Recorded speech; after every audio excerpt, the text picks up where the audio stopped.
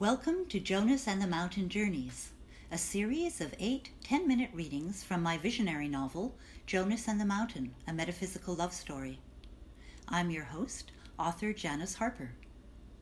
In this third and final episode in the Meet the Characters segment, I'll read from Chapter 9, where we meet the Guru D.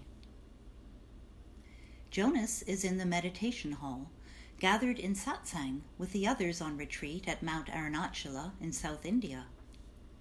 Jonas hasn't met his non-dualist Guru D personally yet, and even though he wants nothing more than to begin the student-teacher relationship with him, he struggles with his fears about doing so. In this episode, we see what happens when Jonas meets D for the first time.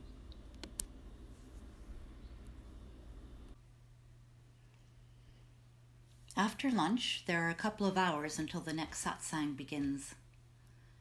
Jonas is beginning to understand that most of the people here know each other from the States. They all live together in a community somewhere with D himself, and they all come here to India, to the holy mountain of Arunachala, to go on a special retreat. Jonas realizes he is one of the newbies here, like the 3 who registered with him in town at the last public satsang. This alters the way Jonas sees the interactions between D and the people of the Sangha. No wonder he knows their names, and there's a familiarity with them. Jonas feels a twinge of jealousy. He wants D to know him that way too. After Brahma took the chair in the morning satsang, a few others followed, all of whom knew D, and he them. D was like a father to some, a husband to others. It seemed that everyone knew him in their own unique ways. Each person in the Sangha had a different relationship with him. But all of these relationships were close, very close. It all looked like love. Indeed, some told D they loved him. Most of the time he said the same words back. This love, this history they share. Jonas feels like an outsider who wants to be part of the in crowd. It's not because of how he's treated. Everyone has been very welcoming to him. They smile at him. He's even received some hugs. But he longs for the intimacy they have with D. He wants it so much he can taste it. Jonas wonders if the other newbies feel the same way. He remembers something D said in a public satsang, that everyone sees him differently. Because he is no one, he becomes whatever you need him to be.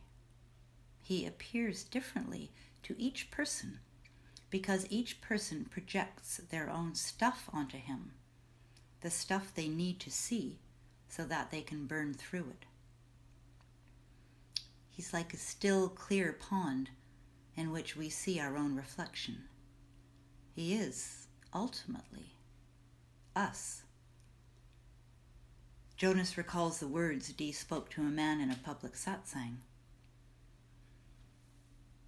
This body is here, that body is there, but the taste is the same.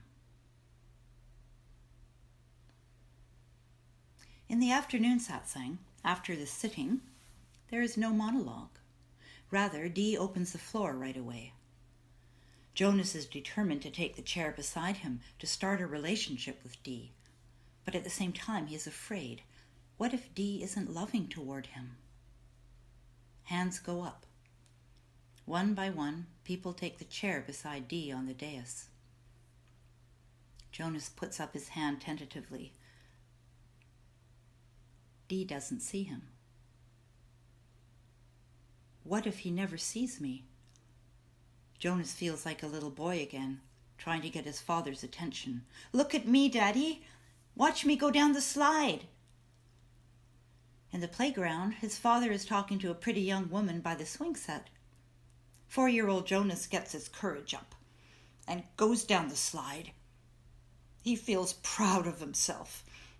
When he reaches the bottom, he looks hopefully at his father, who is still engrossed in conversation, laughing with the young mother. He didn't see him. Jonas bursts into tears. Finally, his father notices him and comes over, squats down beside him. Was that scary, son?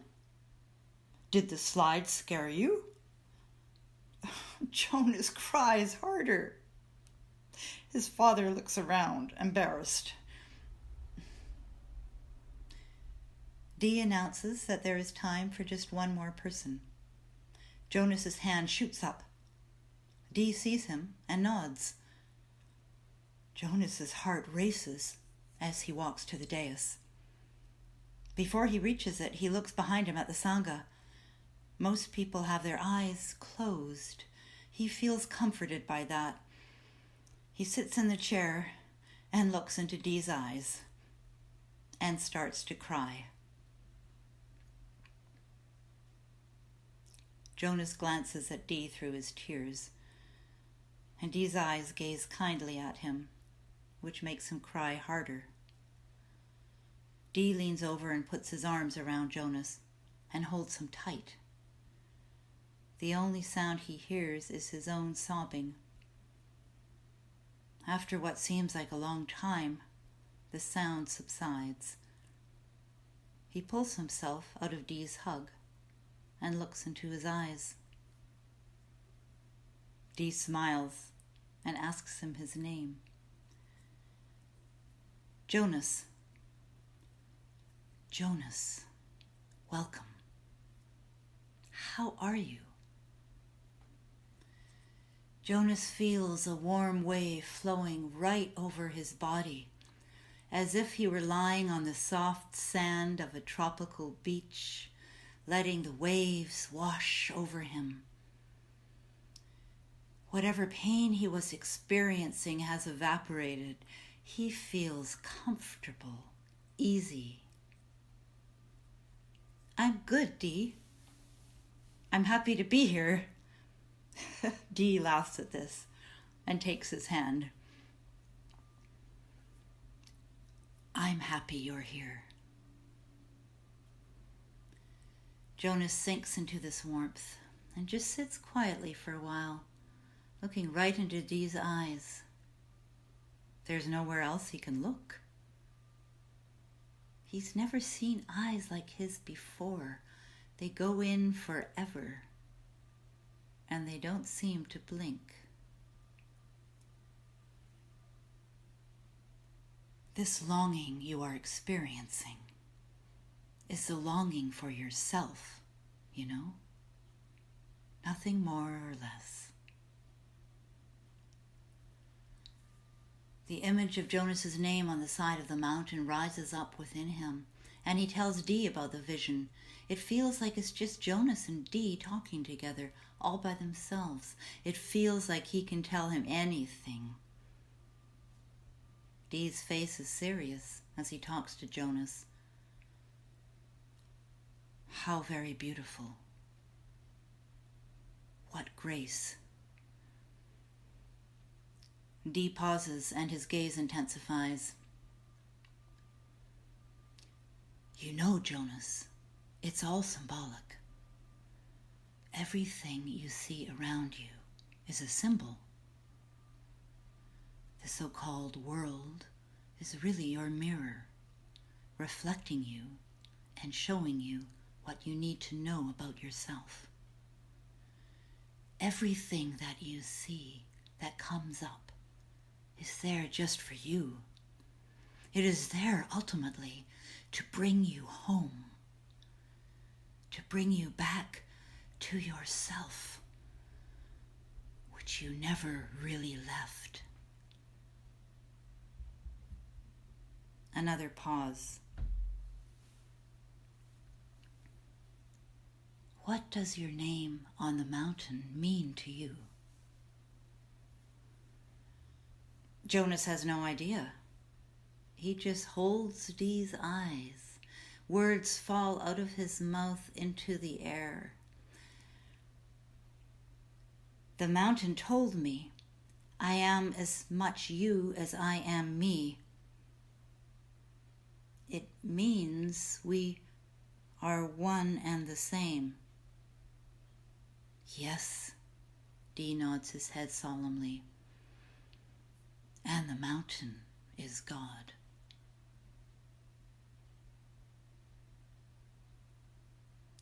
Jonas and Dee hold eyes for a few seconds longer.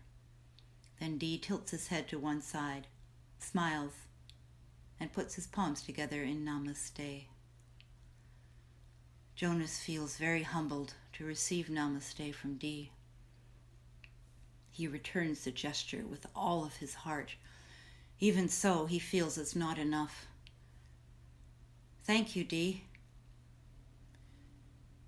You are most welcome. Jonas feels so light as he returns to his seat that he doesn't know if his feet are touching the ground.